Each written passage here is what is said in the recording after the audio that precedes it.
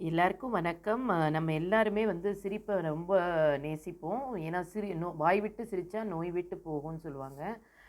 Stress relief ஆறதுக்கும் இந்த சிரிப்புங்கிறது வந்து ரொம்ப முக்கியமான ஒரு ரோல் வந்து நம்மளோட வாழ்க்கையில ப்ளே பண்ணுது. ஸோ கொஞ்ச நேரம் நம்ம சிரிக்கலாம் வாங்க. டாக்டர் நீங்க தான் என் தெய்வம்.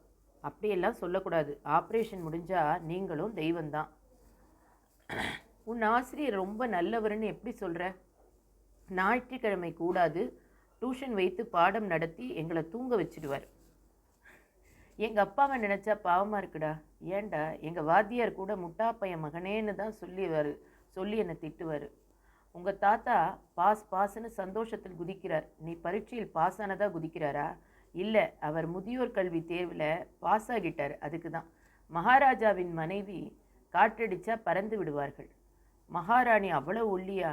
இல்லை, அவங்க தான் பட்டத்து ராணியாச்சே. நமது மன்னர் போர் புரிவது போல் அடிக்கடி கனவு வருவதாக சொல்கிறார். ஏன்?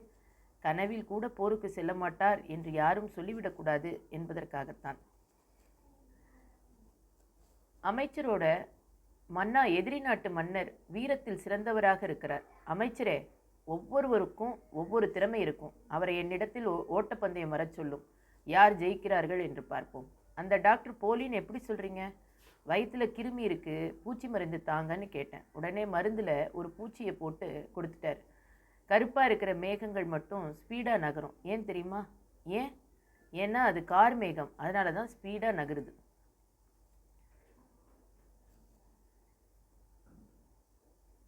எதிரி நாட்டு மன்னனை அது என்ன பிரம்மாஸ்திரம் ஒன்னா? போரை தடுக்க எல்லா அஸ்திரமும் வீணாகிவிட்டது. கடைசியாக பிரம்மாஸ்திரம் உபயோகிக்க வேண்டியதாக இருந்தது. அது என்ன பிரம்மாஸ்திரம் அண்ணா? எதிரி நாட்டு மன்னனை தனிமையில் சந்தித்து காலில் விழுந்து விட வேண்டியதுதான். துன்பம் வரும்பொழுது அவர் சிரிப்பார். அப்படியா? ஆச்சரியமா இருக்கே. இதெல்லாம் என்ன ஆச்சரியம்? மற்றவங்களுக்கு துன்பம் வரும்பொழுது அவர் சிரிப்பார். அவரை எப்படி நானும் உங்களை மாதிரி ஸ்டூடெண்ட்டாக இதே ஸ்கூலில் படித்தவன் தான். இப்போது இதே ஸ்கூலில் ஆசிரியராகிட்டேன். இதிலேருந்து என்ன தெரியுது?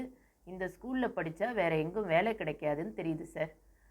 அவனுடைய அப்பா முன்னாடி லாட்ரி கடைக்காரராக இருந்ததால் அவன் தப்பிச்சான். எப்படி? பரீட்சையில் ரிசல்ட்டில் ஒரு நம்பரில் தானே ஃபெயில் ஆகிட்ட, அடுத்த முறை பார்க்கலாம் என்று சொல்லிட்டார். கொஞ்ச நேரத்துக்கு முன்னாடி அந்த பேஷண்ட்டுக்கு ப்ரெஷர் குறைந்து தான் இருந்தது. திடீர்னு எப்படி ஏறிச்சு? நீங்கள் ஃபீஸ் கட்டணும் சொன்ன உடனே தான் ஏறிடுச்சு டாக்டர். எதிரி நாட்டு படைகள் நம் நாட்டுக்குள் வரக்கூடாதுன்னு நம்ம நாட்டை சுற்றி நோ என்ட்ரி போர்டு வைக்க சொல்கிறாரு.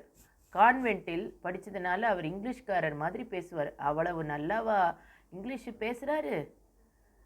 மன்னர் பண்ணுவது சரியா படலை. எப்படி சொல்கிற? எதிரி நாட்டு படைகள் நம் நாட்டுக்குள் வரக்கூடாதுன்னு நம் நாட்டை சுற்றி நோ என்ட்ரி போர்டு வைக்க சொல்கிறார். கான்வென்ட்டில் படித்ததுனால அவர் இங்கிலீஷ்காரர் மாதிரி பேசுவார். அவ்வளவு நல்லாவா இங்கிலீஷ் பேசுவார்? நீ வேற, நான் அவர் பேசுகிற தமிழ் சொன்னேன். மன்னா, வால் சண்டை குத்துச்சண்டை எல்லாம் பழகாமல் புறமுதுகு காட்டி ஓட மட்டும் பயிற்சி அளிக்கிறீர்களே, இது நியாயமா? என்னை போல அவனும் உயிர் பிழைக்க வேண்டாமா? அதுக்குனால தான். தேங்க்யூ ஸோ மச் ஃபார் வாட்சிங்.